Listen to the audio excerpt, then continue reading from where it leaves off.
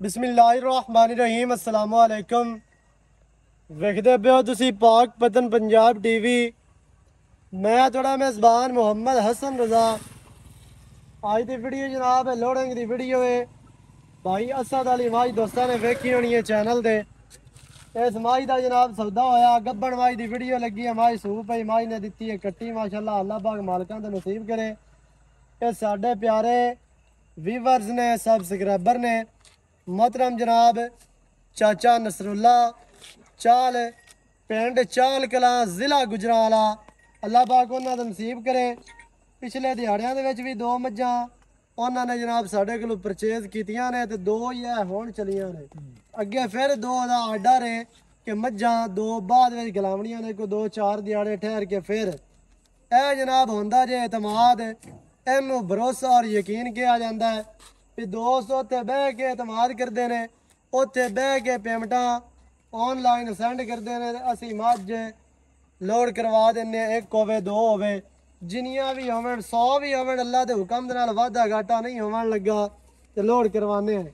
बाकी जनाब भाई असद दे कोलों भी लोड करवा लो जी। कट्टी है माशाल्लाह ते माई दोस्तां दी अक्खां दे सामने सजरी सोई मझ इस टाइम हुण चुवीजी हुई है, बड़ा कुछ निकल गया है। लै चलो जी बाद मुड़ आप कर लें वाधा घाटा जोड़ा अपना है तो मझ जगह लै चल होर कर।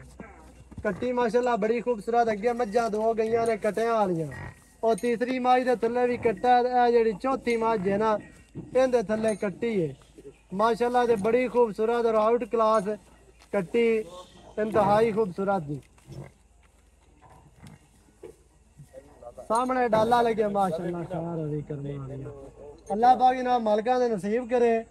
मझ माशाल्लाह खुद ही चढ़ गई है डाले ते। बाकी माशाल्लाह तुहाडी अक्खां दे सामने दोवें मज्जां कैमरामैन साहब नजर मरानी है ते आओ खाजी इत्थे भाई शंकर आमी सारे की हाल चाल है? सेहतां ते बीतां ठीक है? ए वन फर्स्ट क्लास है, काम सही चल रहा है, वाधा घाटा तो नहीं किसी किस्म का अपना तो सही है।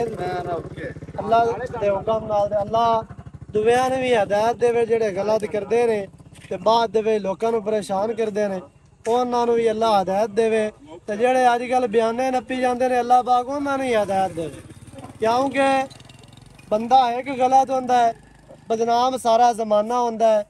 कुछ है ने ऐसे जेड़े ना बयाना नप के हट के ना आवाज दी ना बयाना दिता उहदे विच आके ना वो सारे ही हिक्के लैन दे विच हो जाते हैं। इंशाअल्लाह इहो जिहा तू बचना है जेड़े जनाब वादे घाटे करते हैं उन्हां तो बच जाना है। ये सारा तुहाडा प्यार है, तुहाडे प्यार की वजह तो यह काम हो रहा है तो चलता भी है। ਜਦੋਂ तक तुसी साडे साथ ने तुसी साडे नाल ने इंशाअल्लाह ये काम एवें ही चलसे। भाई जान किसी किस्म का कोई गिला शिकवा कोई शिकायत है किसी किस्म दी शुरू तो लैके आज तक नहीं आज तक ऐसा मसला ही कोई नहीं बना। अल्लाह के हुक्म नाल बनदा ही बिल्कुल काम सेट जा रही है। जदों काम शुरू होया सही हो गया। बाकी माशाअल्लाह जेड़े दोस्त जनाब साढ़े नाल जुड़े ने वीडियो वेखदे हो लाइक करदे हो कमेंट शेयर सारा कुछ जेड़े जेड़े करदे हो जेड़े जेड़े जिन्ना चैनल नहीं सबसक्राइब किया उन्होंने चाहिए है कि सारे चोरां ठग्गां तो बचा के पाक पतन पंजाब टीवी की टीम को सपोर्ट करो। इंशाअल्लाह अल्लाह के हुक्म तुहाडे नाल कदे भी वादा घाटा नहीं होंदा ते धोखा फ्रॉड वाला तो काम ही कोई नहीं है। मौके ते आओ अपनी चौक पास करके लैके जाओ। आखते ना भी बाद दे पछतावा नाल भी एहतियात बेहतर है। तुसी बयाना उत्ते बह के लवांदे हो अगले नप जाते हैं फिर साढ़े बाद ही बनाते कि फलाना नप गया तो फलाना खा गया। इवें इहो जिहा काम तो जड़ा ना तुसी बचना है। 2000 ला लो 5 ला लो 2000 किराए का लो 3000 तुसी खुद खा लवो उनका दुख नहीं होंदा। जेड़ा अगला बंदा 5 खा जाए वो बड़ा दुख होंदा। इस वजह तो मौके ते आओ अपनी पास करो अपने हथों के नाल चो के बजा के लै जाओ।